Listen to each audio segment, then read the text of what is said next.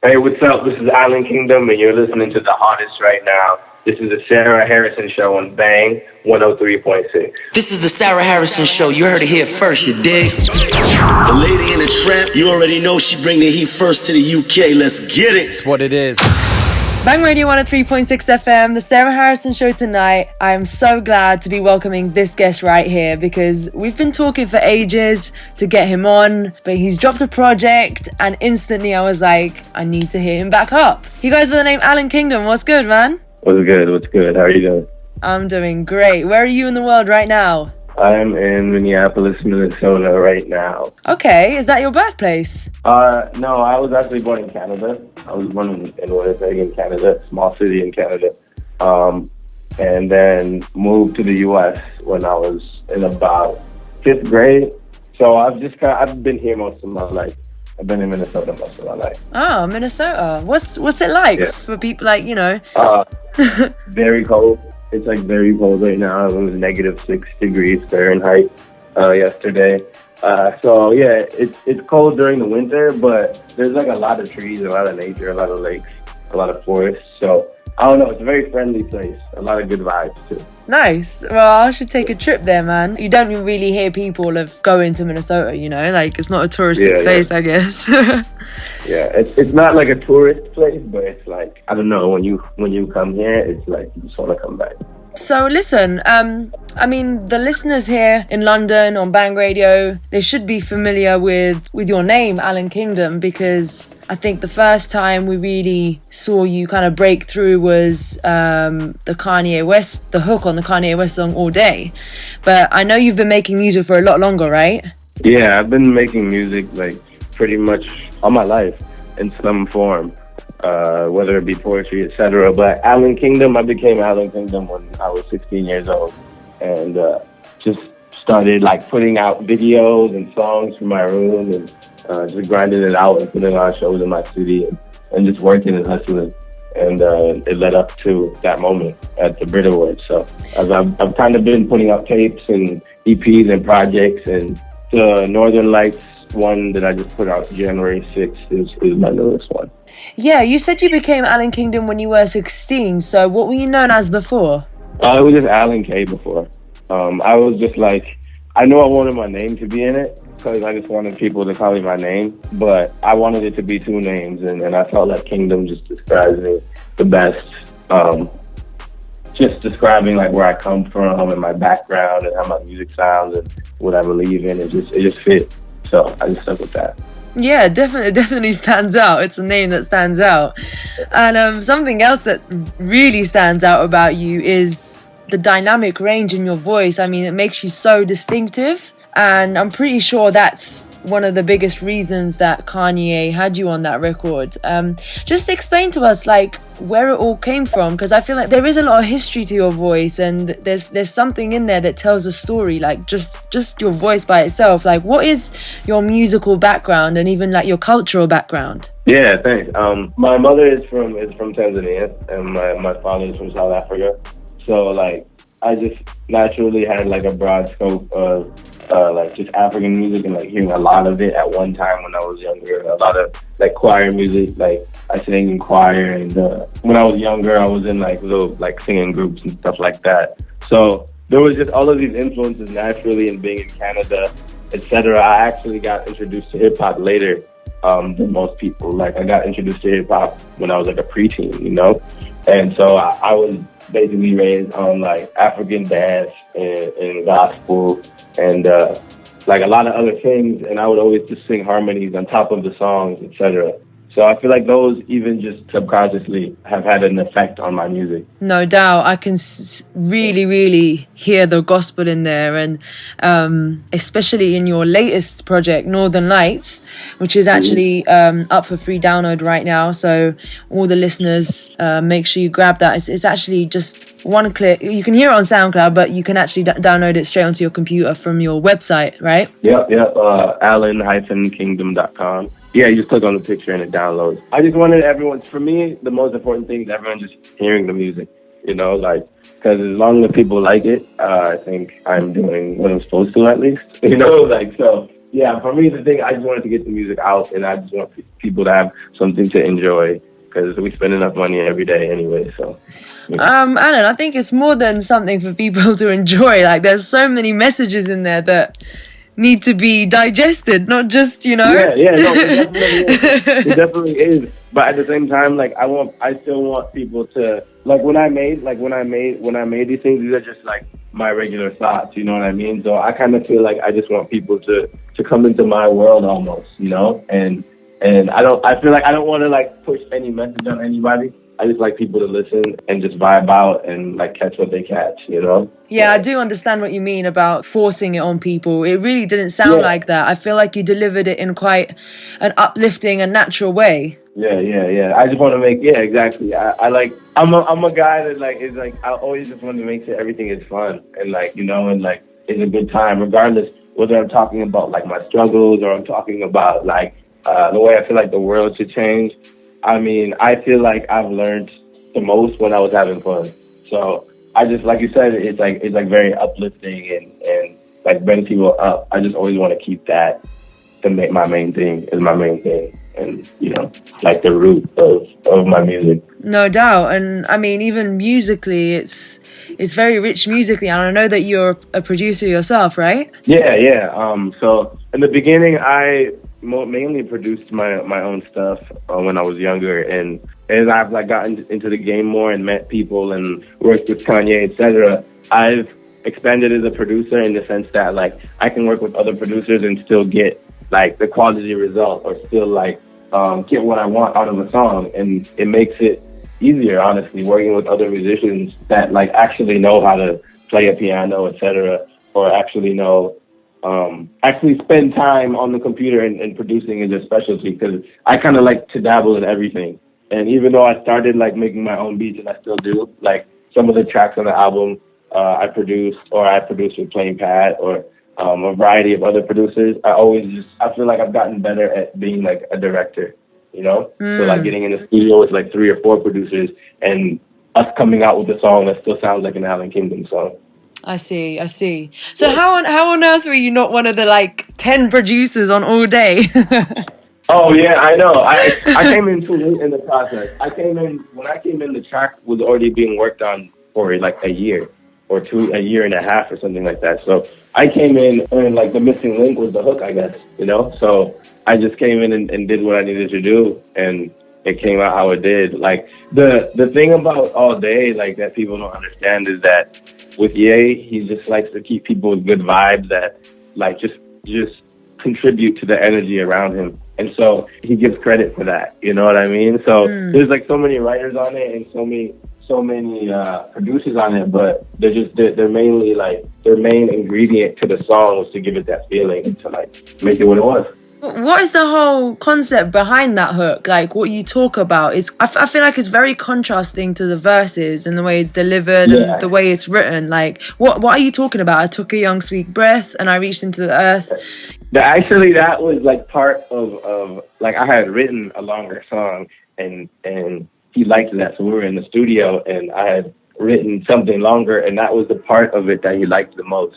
And that was the hook. But it was actually like a prayer. It was actually like this is it. Like, yeah. It was a prayer, and it was actually like something very deep to me. Like, because when I said I took a young sweet breath and I reached into my earth, like I was talking about like my earth is in like everything I own. You know what I mean? And then gave him what I had left. So it's like I feel like I'm like giving myself. You know what I mean? To when I'm on stage, or I'm giving myself to somebody when I'm like in the studio, or I'm giving myself to my fans. Like, so I felt like at that moment I was like, just like, all right, this is it. Like, you know what I mean? This is my shot. Like, I'm giving everything I have. Like at church, like it's like, you know, like if you gave all of your money, like you really believe in something, you know?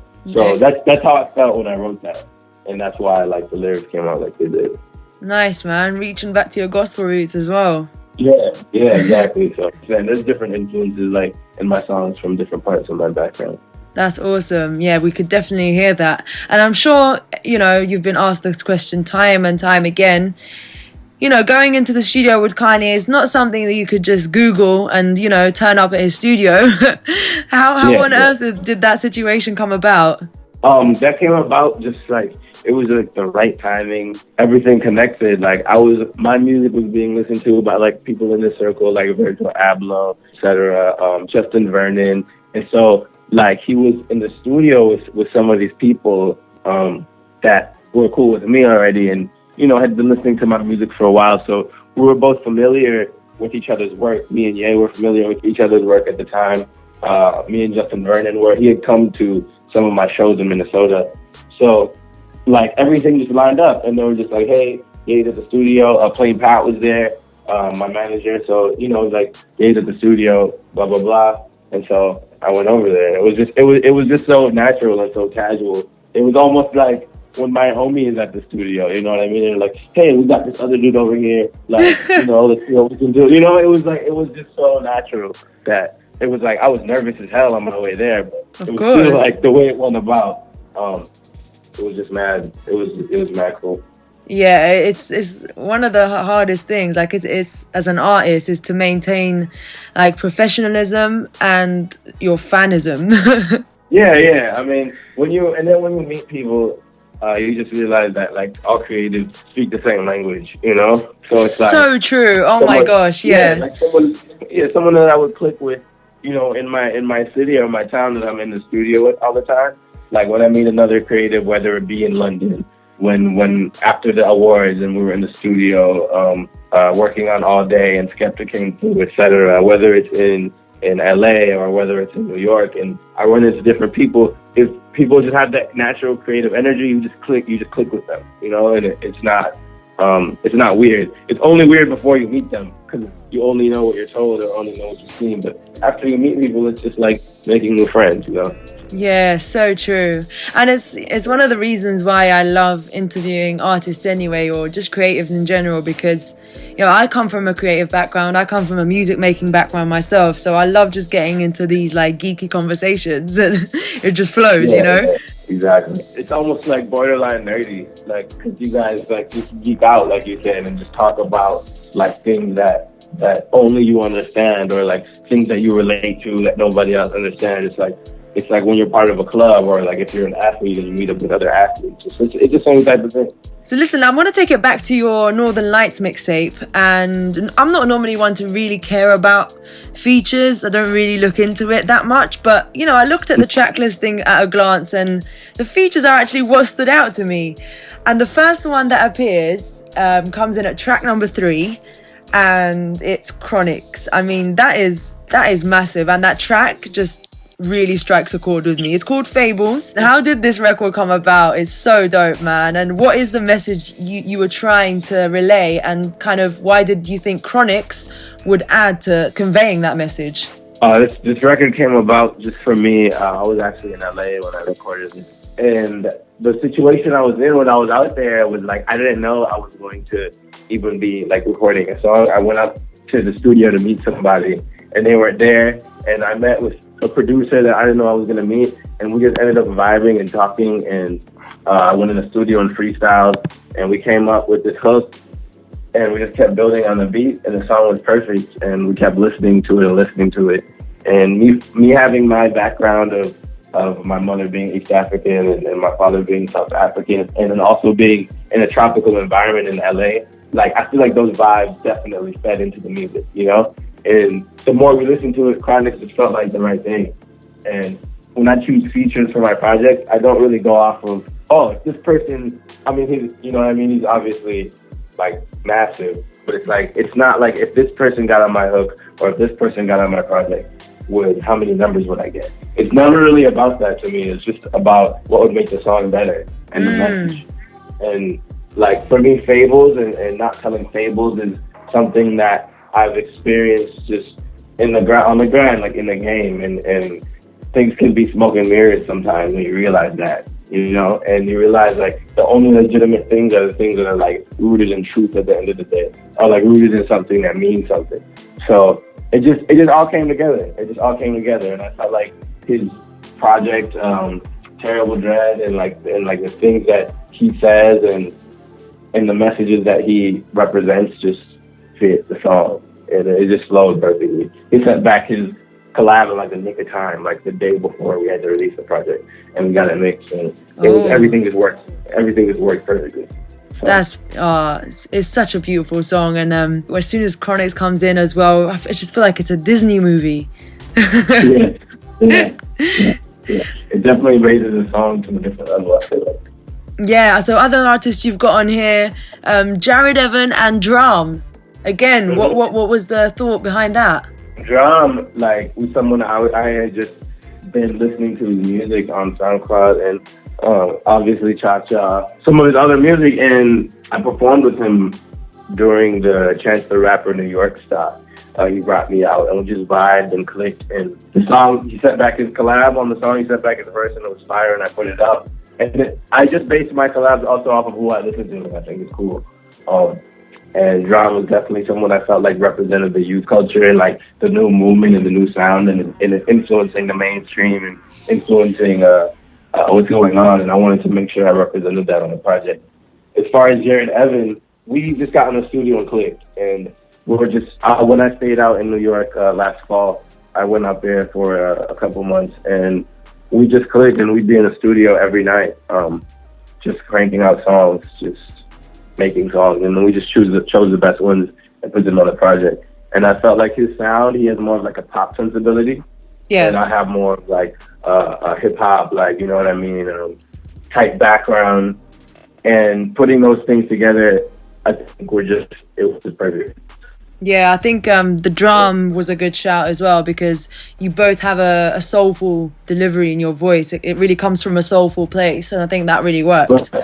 And I just hope you just keep choosing your features and keep constructing your projects in this manner, rather than who's hot at the time or who's going to bring this type of audience, and, you know, less calculated and more instinctive. So I'm pretty sure that you should have an album in the works right now, because Northern Lights is of album quality. So I can't imagine what your album's going to sound like. And yeah, what's going on there? Is it in the works right now?